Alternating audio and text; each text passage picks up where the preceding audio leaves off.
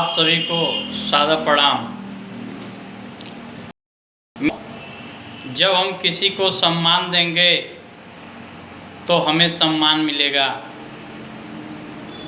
अगर मैं किसी के माँ बाप को कष्ट देता हूँ तो मेरे भी माँ बाप कष्ट देने वाला होगा।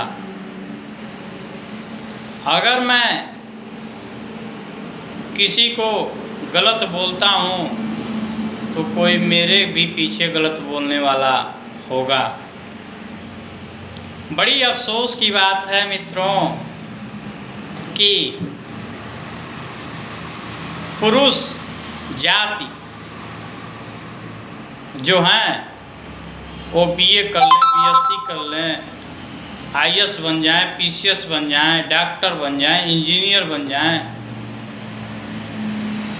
कितना भी वो पढ़ाई कर लें, लेकिन हैं तो मूर्ख ही। होशियार हैं स्त्रियां। मेरी बात बुरा लगेगी, लेकिन सभी पुरुष मूर्ख नहीं हैं और सभी स्त्रियां भी मूर्ख नहीं हैं। 90% तो मूर्ख हैं। भारत के पुरुष और भारत की स्त्री 10% सही हैं। इसको मैं सिद्ध करके आपके सामने कहानी पेश कर रहा हूँ, ध्यान से सुनिएगा। मित्रों, माता पिता सर्व शक्तिमान होते हैं। पहले ध्यान दीजिए, माता पिता ने जन्म दिया, सब कुछ किया और हम उसकी वृद्धावस्था में उसकी सेवा सत्कार करना भूल जाते हैं। ये बड़ी अफसोस की बात है।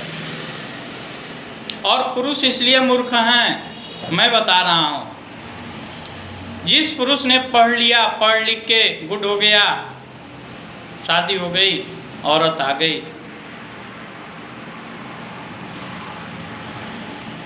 कभी किसी बात को लेके लफड़ा चलेगा, घर में विवाद उत्पन्न होगा। औरत अपने पति से कहती है ऐसन बा अलगे हो जाई, यही में भलाई बा, अलगे हो जाए यही में भलाई बा। मित्रों, स्त्री कहती है अपने भाई से मतलब छोड़ दीजिए, छूट जाता है। स्त्री कहती है माँ बाप को छोड़ दीजिए, छूट जाता है। लेकिन जो अपने माँ बाप को छोड़ते हैं वे मूर्ख हैं, नालायक भी हैं। भले हमारी बात आपको बुरी लगे। अगर स्त्री आपको कहती कि आप अपने माँ बाप को छोड़ दे, तुम्हारा माँ बाप क्या किया, कुछ नहीं, तुम बेकार हो, तो जरा एक बार आप भी कह दीजिएगा उस पत्नी से कि मैं अपने भाई को छोड़ रहा हूँ तो तुम भी अपने भाई को छोड़ दो। मैं अपनी माँ को छोड़ रहा हूँ तो तुम भी अपनी माँ को छोड़ दो। मैं अपने बाप को छोड़ रहा हूँ तो तुम भी अपने बाप को छोड़ दो। पुरुष जाति अपने माँ बाप को छोड़ देता है, लेकिन कभी स्त्री अपने माँ बाप भाई को नहीं छोड़ती है। तो अरे मूर्खों, तुम मूर्ख नहीं हो तो क्या हो, तुमसे तो होशियारी। जो सास ससुर की तबीयत खराब हो तो कहती है छोड़ी जाए दी, दवाई करा ली है, जेले की जरूरत नहीं बा। लेकिन अगर वो स्त्री के माई अच्छा बाबूजी बीमार पड़ गई न, तब पति से कही कहाँ बानी, राउर कमाई में आग लगा था, हमारा माई बाप उन्हें खटिया पर पड़ल बाने, जल्दी आई चले के बाद, तो तुम तुरंत गाड़ी उठाते हो। अपने माँ को दवा कराने हॉस्पिटल ले जाना तो नहीं फुर्सत है। लेकिन अगर स्त्री फोन कर दी नैहरे जाए के बा, हमारे माँ की तबीयत खराब बा, तो तुम तुरंत गाड़ी लेते हो और चल देते हो। तुम तो ये आसान भूल गए उसका जिसने 9 महीना तुम्हें गोद में पाला, उंगली पकड़ के चलना सिखाया, सब कुछ किया। तुम्हारे MA, BA, BSc, BEd, BCom करने से क्या फ़ायदा है कि जिसने तुमको परवरिश किया, पाल पोस के बड़ा किया, आज उसे हॉस्पिटल ले जाने में कतराते हो। और पत्नी की अगर पत्नी कह दी कि मेरी माँ तबीयत खराब है, तो उसको हॉस्पिटल में 10 दिन ले भर्ती हो जाते हो। तो तुम्हारे जैसा कमीना पुरुष इस संसार में कहाँ मिलेगा? तुमने पैदा तो पत्नी ने की नहीं, तुम्हें सास ससुर ने तो किया नहीं। तो ये बताओ कि पत्नी के कहने पर तुमने अपने माँ बाप को छोड़ दिया, और जरा यही बात कह देते, अगर तुम सही हम तुमको तब मानते जब पत्नी कहती पति से कि ये जी अपने माई बाप भाई के छोड़ दी, हमने के अलगे रह जाई। अगर तुम होशियार होते तो ये बात ज़रूर कहते कि ऐसा है, मैं अपने माँ बाप को छोड़ रहा हूँ, तुम भी अपने माँ बाप भाई को छोड़ दो, हम दोनों लोग किसी से मतलब नहीं रखते हैं। अगर स्त्री कहती है कि नहीं आप अपने माँ बाप को छोड़िए, मैं अपने माँ बाप को नहीं छोड़ूंगी, तो समझ जाओ कि होशियार वो है और मूर्ख कमीना नालायक तुम हो। तुम्हारी डिग्री मने बेकार। तुम फैशन नया रखो लेकिन संस्कार पुराना रखो। फैशन नया रखो लेकिन संस्कार पुराना रखो।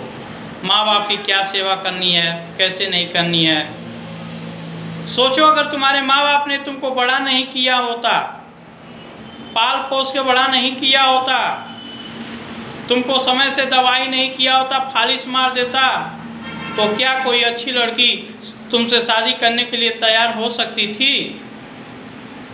तुम अगर पढ़े लिखे नहीं होते, तुम्हारे बाप पढ़ाया लिखाया नहीं होता, तो क्या पढ़ी लिखी लड़की तुमसे शादी कर सकती थी?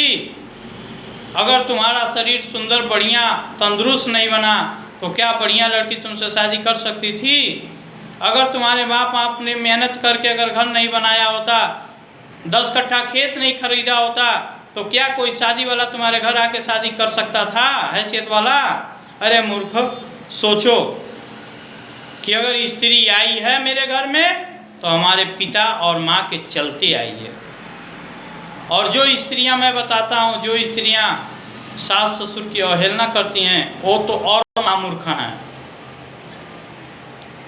मैं बहुत स्त्रियों को देखा हूँ,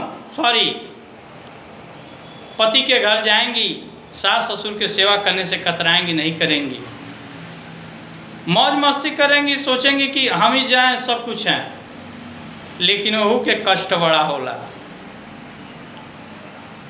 जब ओकर नैहरे में भौजाई आ जाले ओकरे माई के सतावे ले, तो ओके बुझाला कि माई के दर्द का होला आ बाबूजी के दर्द का होला। तो स्त्री और पुरुष, दिनेश लाल यादव जी ने गाया था, बड़ा अच्छा चीज गाया था। मर्द मेहरारू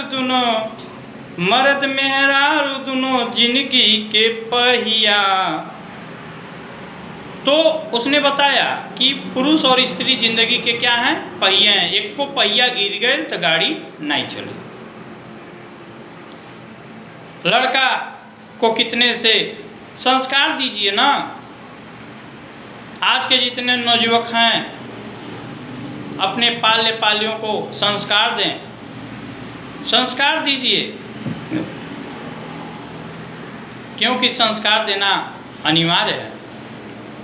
जो नया आता है और कुछ दिन का होता है वो बड़ा अच्छा लगता है, लेकिन जो शुरू से रहता है वो अच्छा नहीं लगता है। माँ बाप शुरू से तुमको पाले पोसे सब कुछ अच्छा किए तो बुरे हो गए, और जब तुम बड़े हो गए, कमाने लगे, कोई आया शादी कर लिया, तो तुम अब उसे सम्मान करने लगे।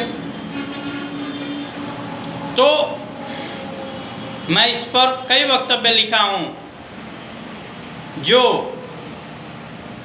एक मेरी स्व रचित नारा है।